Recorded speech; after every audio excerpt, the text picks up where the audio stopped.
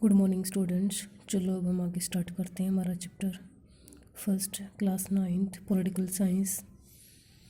11 सितंबर 1973 को चिली में जो कुछ हुआ उसे क्या कहते हैं? सैनिक तख्तापलट कहते हैं।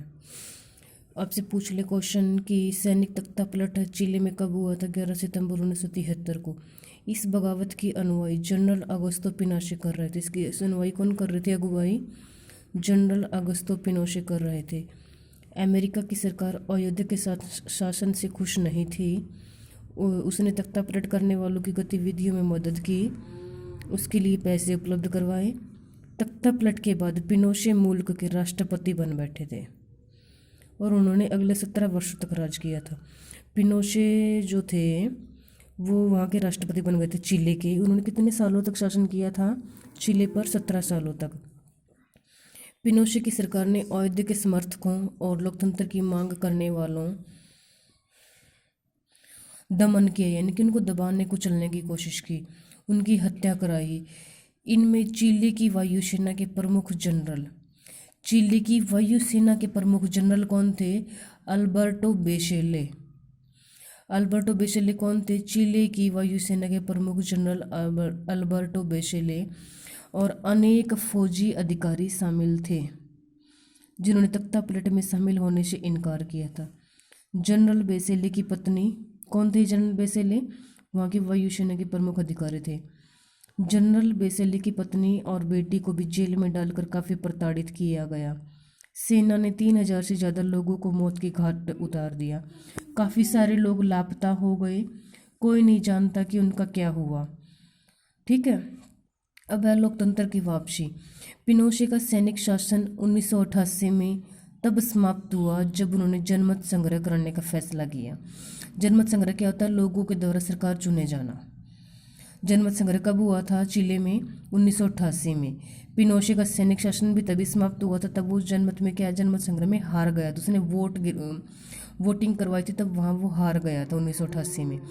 उन्हें भरोसा था कि लोग उनके शासन को जारी रखने के पक्ष में मतदान करेंगे, परंतु ऐसा नहीं हुआ। लेकिन चिले के लोगों ने अपनी लोकतांत्रिक परंपरा को भुलाया नहीं।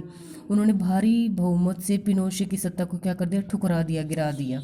इससे पिनोशे की राजनीतिक सत्ता और भी राजनीतिक सत्ता और फिर सैनिक सत्ता भी चली गई।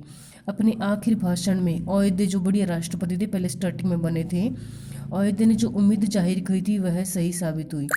चिली की जनता ने कायरता और देशद्रोह करने वाले अपराधियों को उनके किए की सजा दे दी। इसके बाद से अभी तक चिली में 4 चुनाव हो चुके हैं और विभिन्न दल एक दूसरे से मुकाबला करते हुए जीत हार रहे हैं। धीरे धीरे शासन में सेना की भूमिका खत्म होती गई।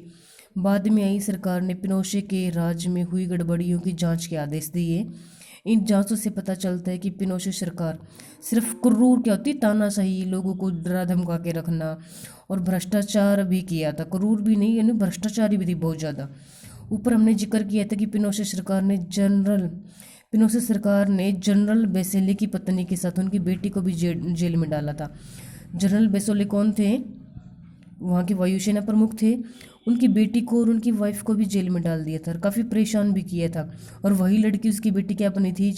उसकी जनरल बेसेले की बेटी वहाँ की राष्ट्रपति बन रही थी फिर बाद में।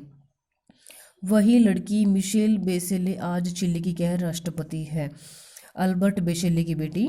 और जनवरी 2006 से सत्ता संभाल रही है, वो राजनीति में थी। समाजवादी रुझान वाली मेसेल पेशे से क्या है? वो डॉक्टर है। जो चिली की जो राष्ट्रपति थी वो क्या थी? पेशे से उसका क्या काम था? डॉक्टर थी वो। और लातीनी अमेरिका में रक्षा मंत्री के पद पर आने वाली पहली महिला है। राष्ट्रपति के चुनाव में उन्होंने जिस व्यक्ति को हराया वह चिली के सर्वाधिक धनी व्यक्तियों में गिना जाने वाला है। चिली में लोकतंत्र के पतन और उत्थान की इस कथा को हम उनके ही भाषण के एक अंश में समाप्त करते हैं। यानी कि मिशेल बेसेले ने कहे गए शब्द थे,